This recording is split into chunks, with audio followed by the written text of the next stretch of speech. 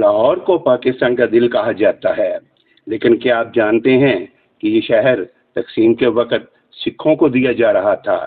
سکھ پہلے تو یہ چاہتے تھے کہ انہیں ایک علیحدہ ریاست یعنی خالصتان دیا جائے۔ جب انہیں اس میں کامیابی نہیں مل سکی تو پھر ان کی شدید خواہش تھی کہ پنجاب کی تقسیم کے نتیجے میں انہیں زیادہ سے زیادہ حصہ مل سکے۔ آخری لمحوں میں انہوں نے گرداسپور تو لے لیا مگر لاہور نہیں لے سکے، کیونکہ باؤنڈری کمیشن کے سربراہ سر ریڈکلف نے اسے اچانک پاکستان کے پلڑے میں ڈال دیا۔ انگریزوں نے پنجاب سکھوں سے چھینا تھا، اس لیے سکھ چاہتے تھے کہ لاہور ہر صورت انہیں دیا جائے۔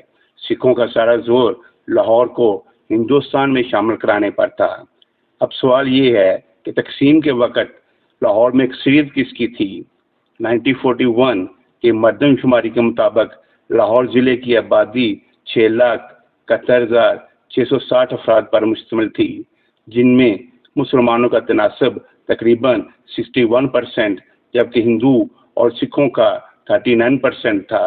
جبکہ دوسری طرف کاروباری لحاظ سے دیکھا جائے تو لاہور میں 63% دکانیں غیر مسلم کی ملکیت تھیں۔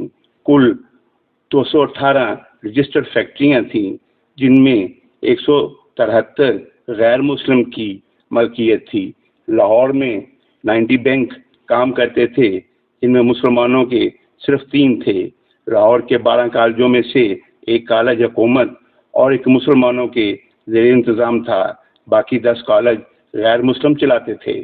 مشہور انڈین صحافی کلدیپ نیر اپنی کتاب میں لکھتے ہیں کہ جب وہ 1971 میں لندن گئے تاکہ ہندوستان کی آخری وائسرائے لارڈ ماؤنٹ بیٹن اور ریڈکلف سے مل کر یہ جان سکیں کہ دونوں ممالک کے درمیان سرحدیں کس طرح کھینچی گئی تھی اور آخری لمحوں میں ان میں رد و بدل کیوں کیا گیا تھا، تو ریڈکلف ان کے سامنے اعتراف کیا کہ میں لاہور سکھوں کو ہی دینے والا تھا، لیکن پھر میں نے سوچا کہ پاکستان کے پاس کوئی بڑا شہر نہیں ہے، کیونکہ میں کلکتہ پہلے ہی انڈیا کو دے چکا تھا۔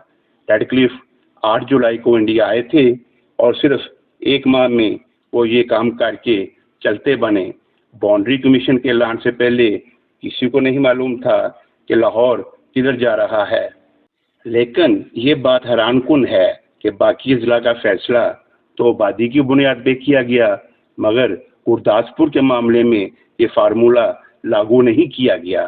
جہاں مسلمان اکثریت میں تھے، اس سلسلے میں ایک نظریہ یہ بیان کیا جاتا ہے کہ لارڈ ماؤنٹ بیٹن نے انڈیا کے حق میں مداخلت کی تھی تاکہ گرداسپور کے ذریعے انڈیا کی جموں کشمیر تک رسائی ممکن ہو سکے، جس کے لیے اہم ترین کردار لیڈی ماؤنٹ بیٹن کا بھی بتایا جاتا ہے، جنہیں نہرو سے خاصی قربت تھی۔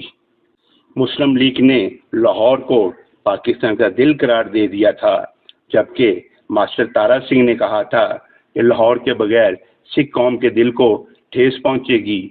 باؤنڈری کمیشن کا بنیادی اصول آبادی کے تناسب سے فیصلہ کرنا تھا، نہ کہ تجارت اور کاروبار، لہذا مسلمانوں کا کیس کافی مضبوط تھا، اس لیے لاہور پاکستان کو ملنا قرار پایا گیا۔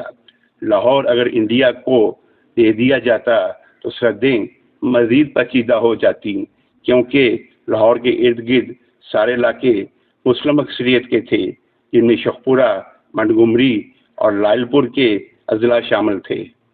اسی کے ساتھ آپ سے اجازت چاہتا ہوں، اپنا خیال رکھیے گا اور اس ناچیز کو دعاؤں میں یاد رکھیے گا۔ اللہ نگہبان۔